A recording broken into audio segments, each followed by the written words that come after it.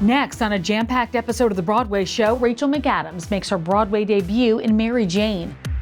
Plus, it's time to go under the big top. Water for Elephants is now on Broadway. I'm Perry Sook, speaking to Water for Elephants co-choreographer and circus designer Shana Carroll. I'm Tamsen Fadal, and this is the Broadway Show. Looking for the inside scoop on Broadway's biggest shows and stars? Well, you've come to the right place. It's the Broadway Show. I'm Tamsen Fadal. A-list Hollywood star Rachel McAdams makes her Broadway debut in Mary Jane, the new play from Pulitzer Prize finalist Amy Herzog. Paul's here now with the story. Well, welcome to the boards. Thank you. How are you feeling right now? I mean, I feel like this is a lifelong dream to be working on a Broadway show. It really is. It's hard to kind of wrap. I'm having a hard time wrapping my head around it, to be perfectly honest. I pinch myself every day, and the little theater nerd in me is freaking out. Do you have any nerves? Is it scary? Yeah? Yep. Terrified. Absolutely terrified.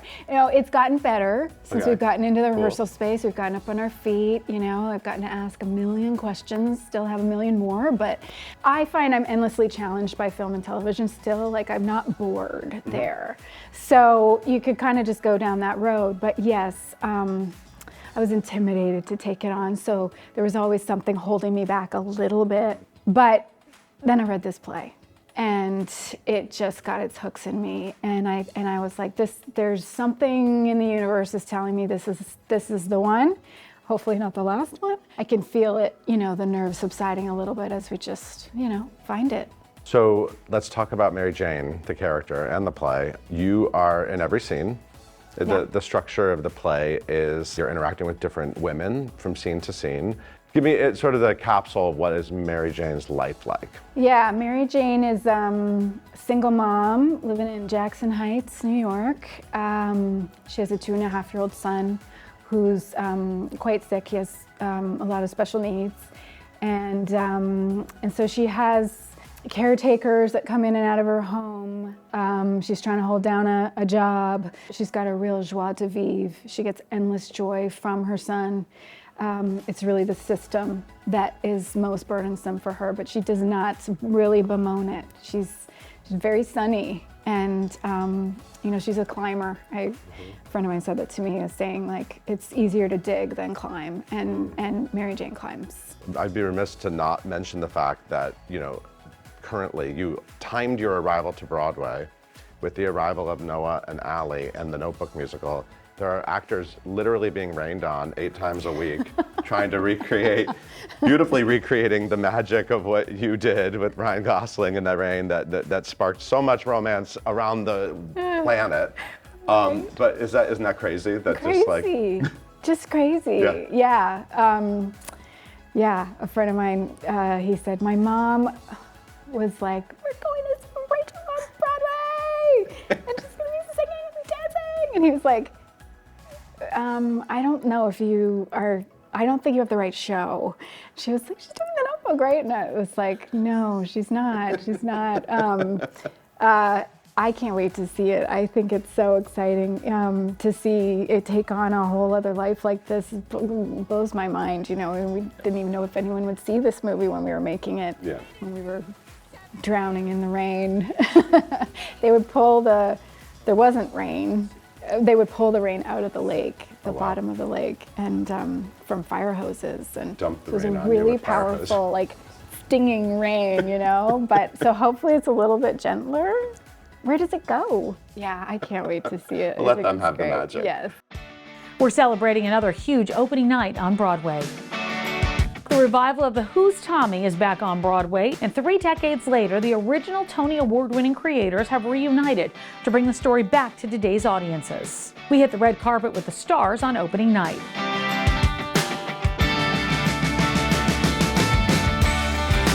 I did my homework, and I watched the movie, and I watched all the old performances that The Who did, and kept pieces of that within me, understood that energy and what it is to be a rock star and to have this sort of FU attitude and that grit. There's just this thing that rock stars tap into that's you know, I like to equate it to you watch The Who and Pete Townshend's like breaking a guitar. You watch the Rolling Stones and Mick Jagger's doing this like, he does this like weird thing with his mouth while the guitar's playing, and Tina Turner was like always like shaking and stuff. So, you know, you watch these rock stars and they always chose something weird and like really unique, but went full, you know, 100% with that, and we're confident in it. So I try to take a little piece of that, and I find little weird movement patterns and just obscure things to do in the show and be very confident about it. The new fans coming in, they're going to be, I think, really surprised at how visceral and how electric the energy is with the music, and you're going to feel it with this sound system we have. You're going to feel it through your body.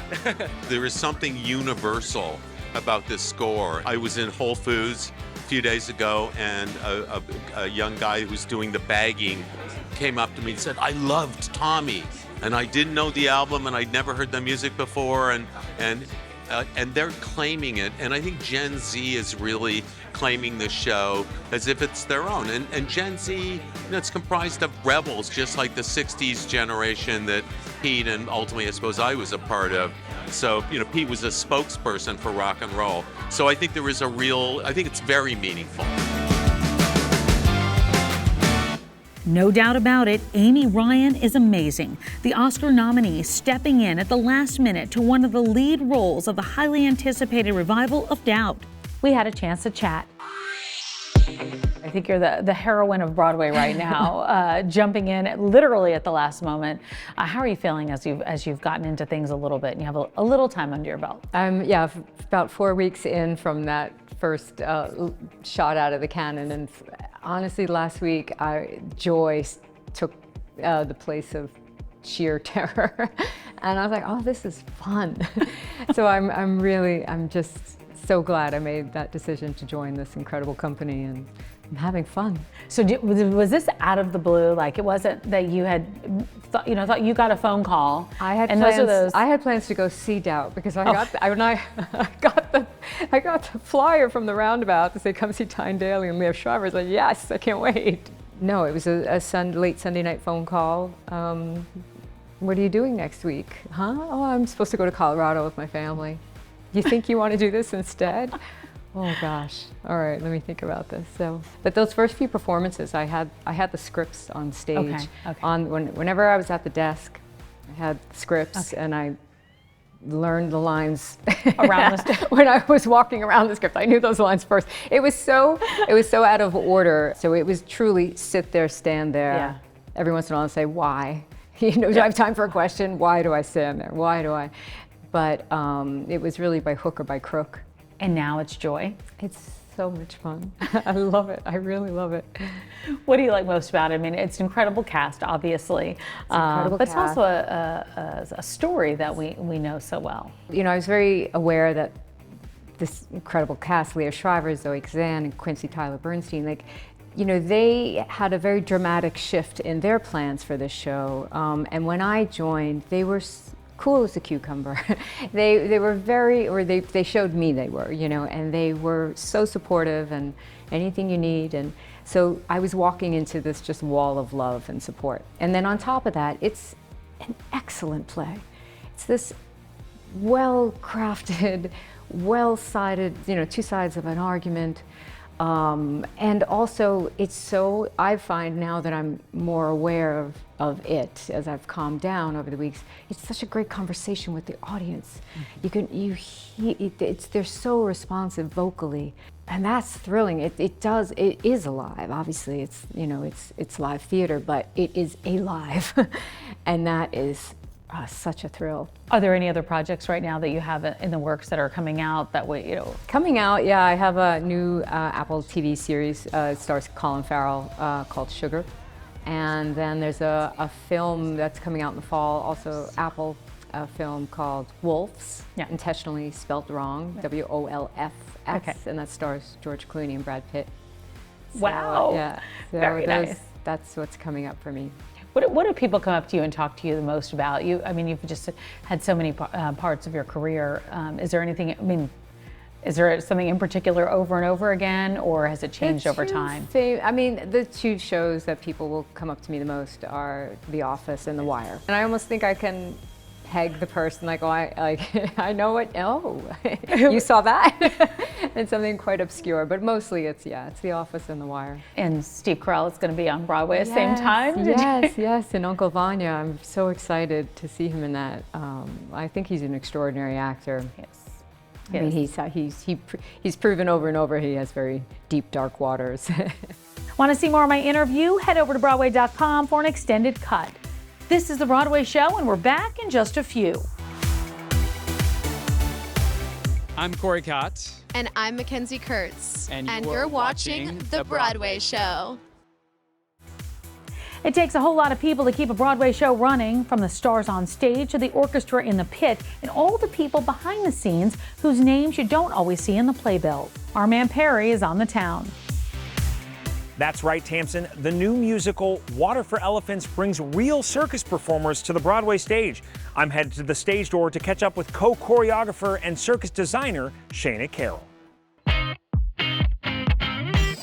So we are right outside the theater, right before warm-up, so we got to get going. But we are here with Shana Carroll, the circus designer and co-choreographer of the show. Thank you so much for the time. Thank you. It's great to be here. So what exactly does that entail, being the circus designer of a show and the co-choreographer? Yes. Well, the circus design part more has to do with deciding on what circus language I'm going to use to tell the story, what circus element, what circus discipline, how we can build actual circus disciplines to highlight the moments in the show. And the choreography is more, the movement and the crafting of the numbers themselves.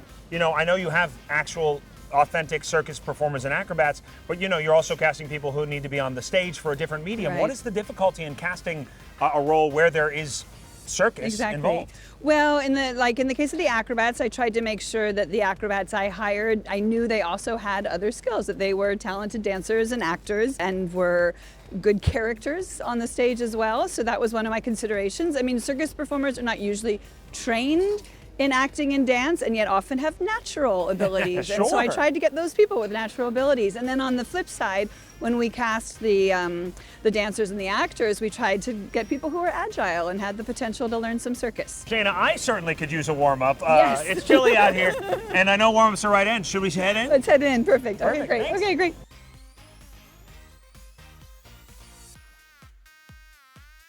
So here we are. The warm-up is going on right behind us. Yeah. We got tightrope walkers. We got knife throwers. Yeah. Do you guys run through every trick every day? We would not be able to run through every trick. In fact, if we ran through every trick, we'd probably need about 3 hours of warm-up. Longer than the show. Longer than the show. Wow. So we pick and choose. There's some that are more essential to warm-up than others. There's some where if something was funky in the show that day, we say, okay, let's look at this because the timing was off, or we alternate if we do tight wire one day or the pole the next day. So that's part of the job is figuring out how to prioritize and what to give love to and who to give love to, in the sense some people need a little more time to warm up one day compared to another. Maybe you're just the nicest person in the world, but everyone coming on stage seems like they've known you forever. What is the importance of that camaraderie and knowing these people when you have something, a stunt that might take 3 to 5 weeks to put on, and you're putting it on a Broadway stage? Yeah, exactly. Oh, for me, it's so important. When possible, I always try to work with people I've known for a long time. And I mean, it's hard. It's a long process to vet a circus person, because you really need to know that we put our lives in each other's hands, and you don't want to find out the wrong way that in fact they're not qualified to. Sure.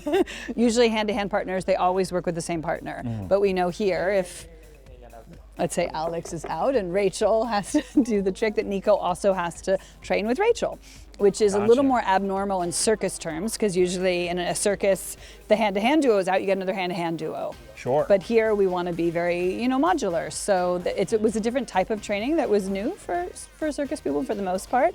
But it's what, keeps our show afloat. So yes.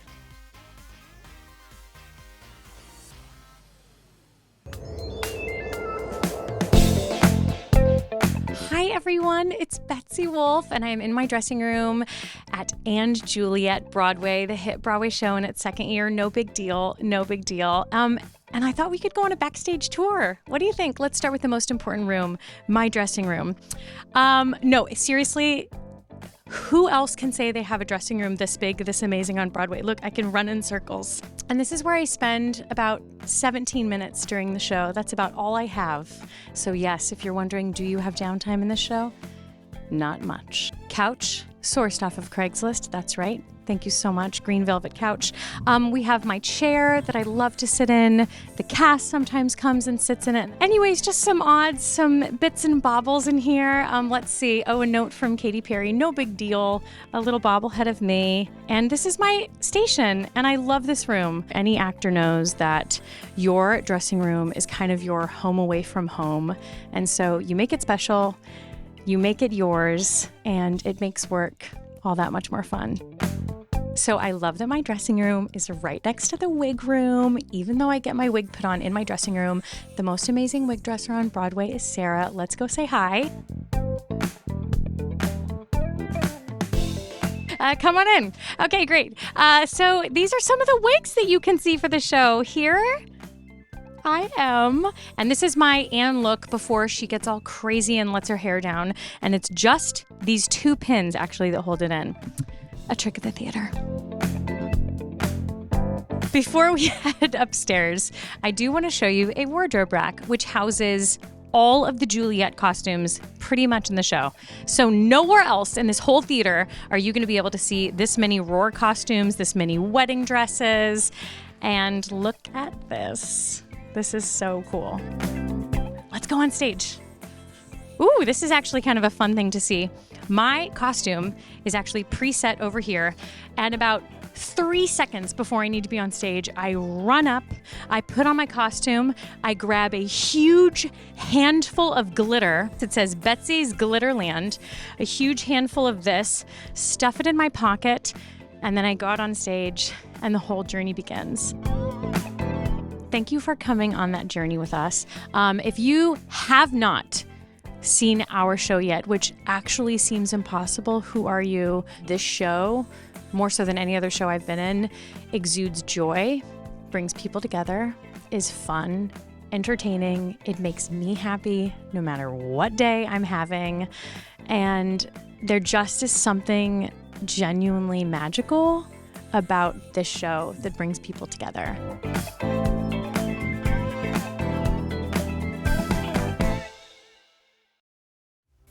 Welcome back to the Broadway Show. I'm Tamsen Fadal. Let's get back to it. It's your last chance to see comedian Eddie Izzard this year on the New York City stage in Shakespeare's Hamlet. They're playing all 23 characters in an amazing adaptation of Hamlet. The show must close this month. Here's Eddie. I'm happy to do it on my own. I'm quite happy up there to play these different characters by spinning myself around and talking to make these characters be different so that when I am Ophelia, when I am Hamlet, Gertrude, Claudius, that people should be going, that's okay, that's what Claudius does. Claudius is, and the voice changes, the physicality changes, and Hamlet is more like myself, and Ophelia need to be honorable to the female characters as well as the male characters. As a gender fluid person, trying to give honor to both sexes without pushing too far. Hi, I'm Stephen Pasquale, and this is John Pizzarelli. And we're about to do Some Other Time, which is the title track from our new record, Stephen Pasquale, Some Other Time, voice and guitar with John Pizzarelli. This is a Leonard Bernstein, Comden and Green song from On the Town, and it's a bit of an ode to the famous Tony Bennett, Bill Evans track, R.I.P. Tony Bennett, right?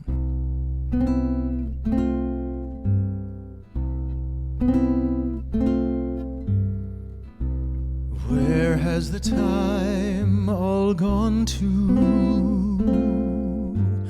Haven't done half the things we want to. Oh, well, we'll catch up some other time.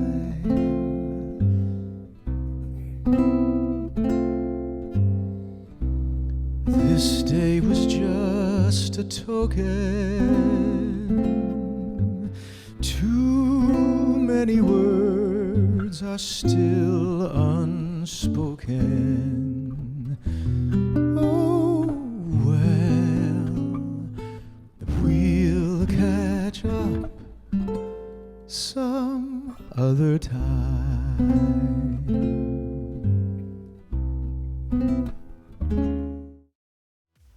rolling out a new vlog over at Broadway.com, courtesy of the star of Water for Elephants, Isabel McCullough. You want to spin? Yeah, I want to spin. Wait, no, with the camera. This is how it looks when you spin. Yes.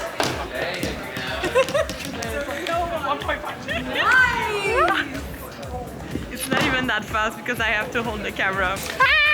Check out the full episodes over at Broadway.com. And that's going to do it for us. But for tickets, or if you want to check out extended cuts of all the interviews, head over to Broadway.com. I'm Tamsen Fadal, and this is The Broadway Show.